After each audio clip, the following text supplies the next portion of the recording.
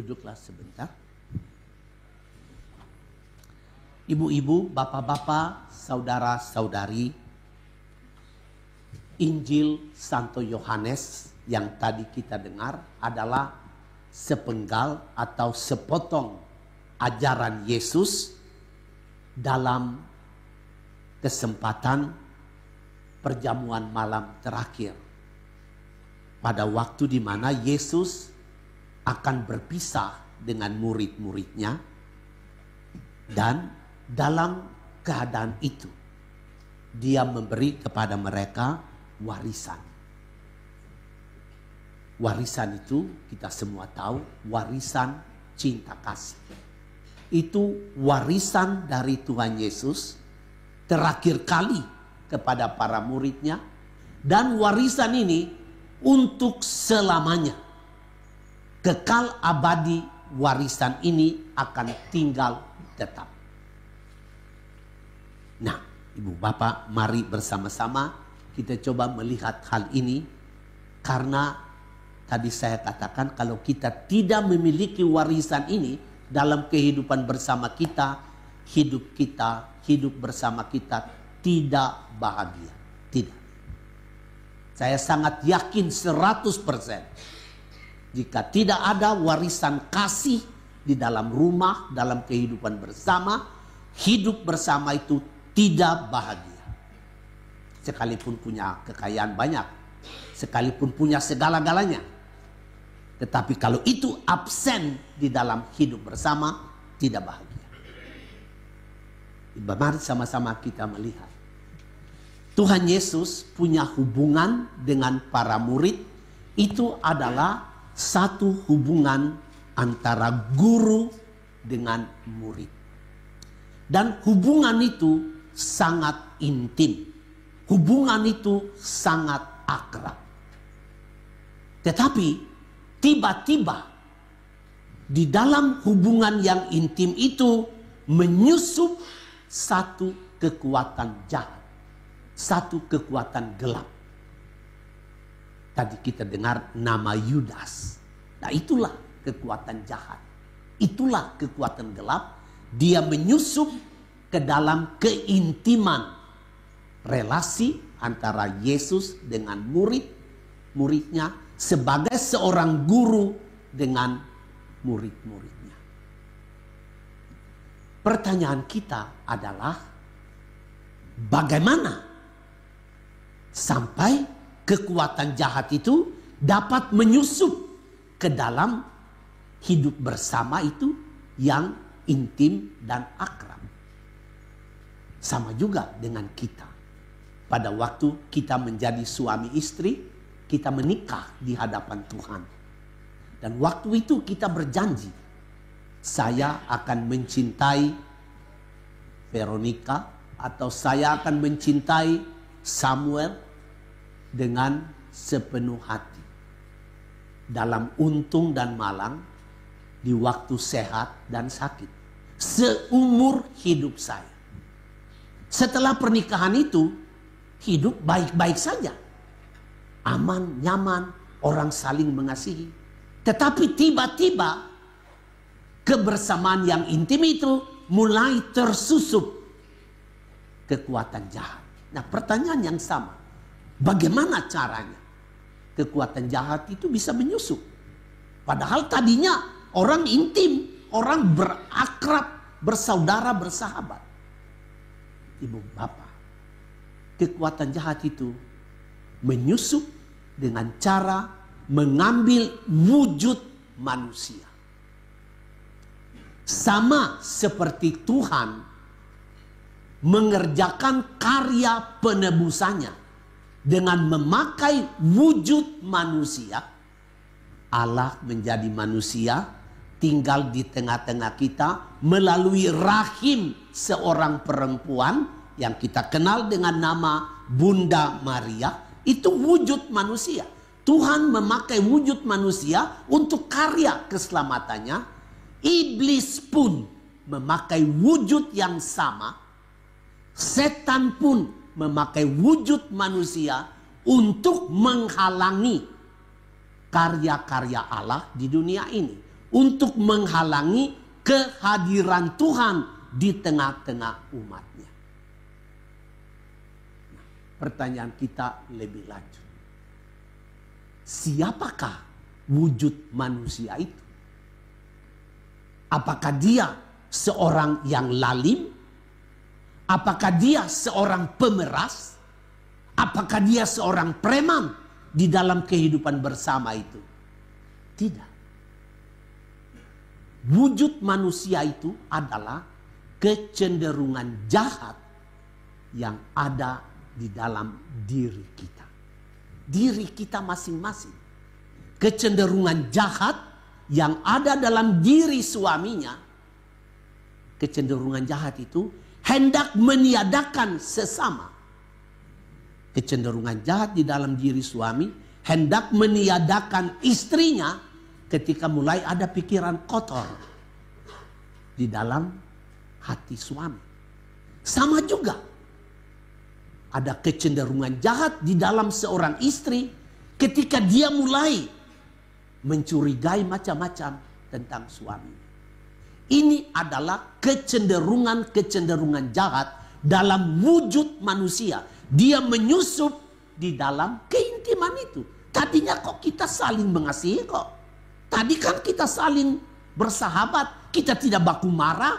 Kita hidup baik-baik saja. Kenapa tiba-tiba ada marah? Kenapa tiba-tiba ada tengkar? Kenapa tiba-tiba ada bentak? Ini kecenderungan jahat yang ada di dalam hati setiap kita untuk meniadakan kemanusiaan. Saya ambil satu contoh yang konkret. Ketika seorang suami mulai berpikir tentang, ya saya kasih contoh saja umpamanya teman pacarnya yang lama. Ya kan itu bisa saja terjadi toh. Itu terbayang di dalam pikirannya, dia lebih baik daripada yang sekarang di sampingku ini. Ini kecenderungan jahat untuk meniadakan yang ada ini sekarang ini. Itu kecenderungan jahat. Dia belum buat sih, belum. Tetapi sudah ada kecenderungan jahat. Ini yang kita bilang kekuatan gelap yang dipakai oleh iblis untuk menghalangi karya Allah di dalam kehidupan bersama itu. Untuk menghalangi kehadiran Allah di dalam kehidupan bersama itu. Dan ibu bapak kita semua tahu. Dalam satu kehidupan bersama, entah itu keluarga, entah itu lingkungan, entah itu paroki, entah itu gereja, entah itu negara. Bila mana ada kecenderungan jahat itu, maka terjadilah perang, terjadilah perkelahian, terjadilah perselisihan, terjadilah kebencian, terjadilah dendam. Kenapa Presiden Amerika Trump muncul dengan perang tarif? Karena egonya. Ego itu adalah kecenderungan jahat untuk menghalangi damai di dalam negara-negara. Dia tidak mau damai. Dia mau egonya tampil. Sama dalam kehidupan gereja, dalam kehidupan bermasyarakat. Kenapa ada perang-perang? Kenapa ada ijazah palsu? You know? Karena ego. Ini kecenderungan jahat untuk meniadakan kemanusiaan. Nah, ibu bapak, sekarang kita bertanya lagi. Bagaimana caranya supaya kecenderungan jahat itu dikalahkan? Tidak boleh ada. Kadang-kadang saya dengar dari cerita-cerita kalau orang datang dibawa untuk counseling, ada kata seperti begini. Namanya kita manusia ya. Kalau ada tengkar-tengkar sedikit itu, ya itu biasa lah ya. Saya pikir itu tidak biasa. Bukan biasa itu. Tengkar-tengkar itu jadi karena ego, kecenderungan jahat itu.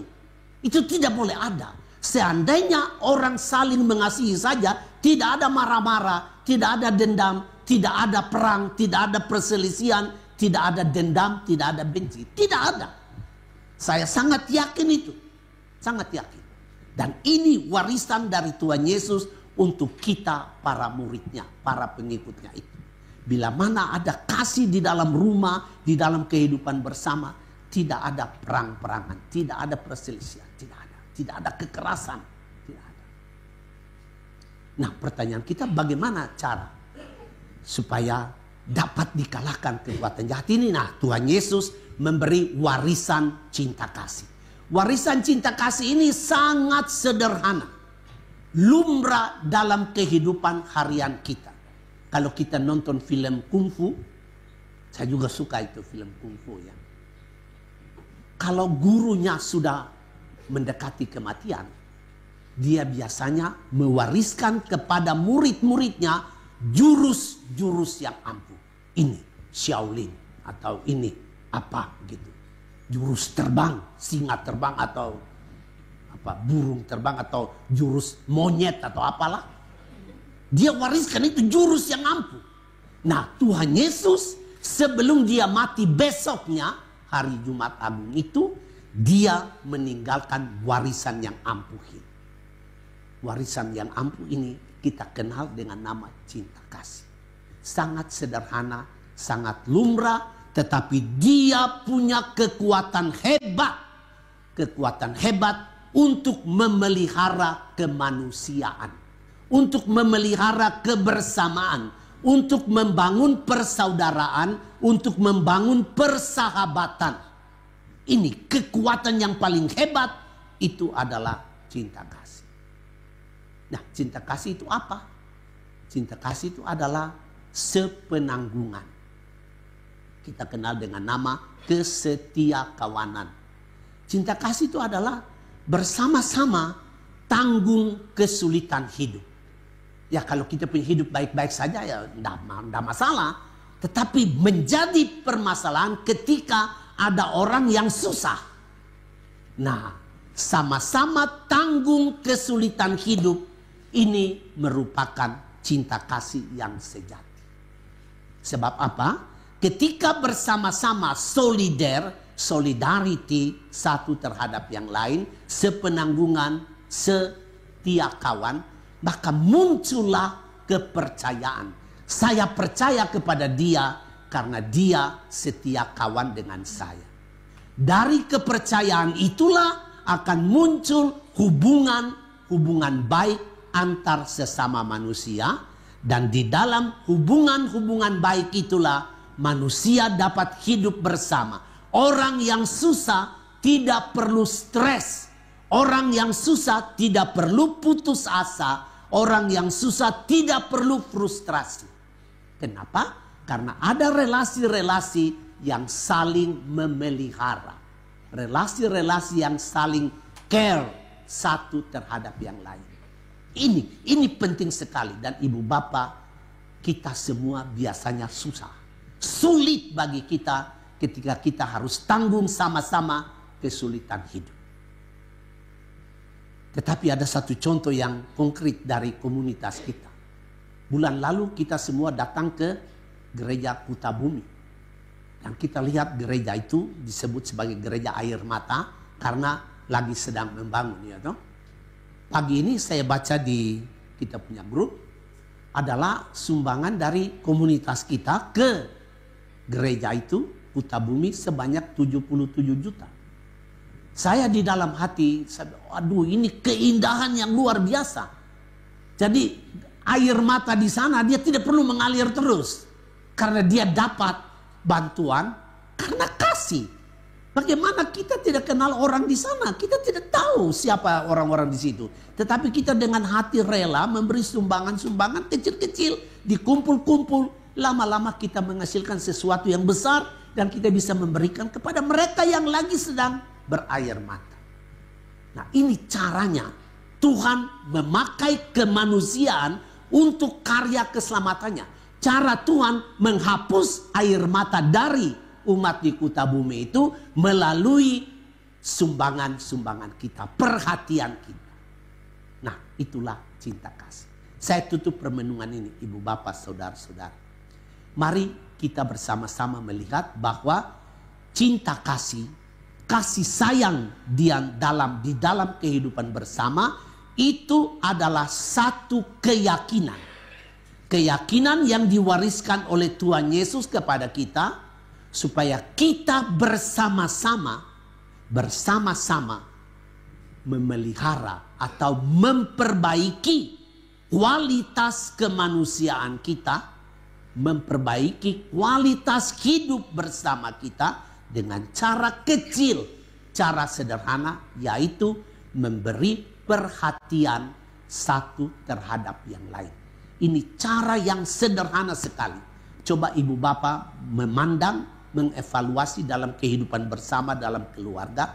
Bila mana orang di dalam rumah, suami memperhatikan istri, istri memperhatikan suami, ayah ibu memperhatikan anak-anak, anak-anak memperhatikan, memberi perhatian kepada ayah dan ibu, opa dan oma, kakek dan nenek memberi perhatian kepada cucu-cucu, cucu-cucu juga memberi perhatian kepada opa dan oma. Apa yang ada di dalam rumah? Sukacita dan kebahagiaan. Tetapi ketika orang menarik kembali perhatian, orang tidak mau lagi saling memperhatikan. Contoh toh, saya duduk di sini, dia duduk di situ, sama-sama. Nah, ayo dong kita pergi makan dong. Lu nggak dengar gua? Padahal mereka duduk dekat satu dengan yang lain. Nah, ini contoh yang paling konkret ketika orang menarik kembali perhatian karena egonya, di situ terjadilah masalah. Masalah pertentangan dalam rumah. Mari kita pulang ke rumah dengan mohon bantuan Roh Kudus menolong kita untuk memperbaiki kualitas kebersamaan kita, kualitas kemanusiaan di dalam rumah kita dengan cara saling memberi perhatian satu terhadap yang lain. Kecil sekali tetapi dayanya dahsyat untuk memelihara kebersamaan dan kemanusiaan. Amin.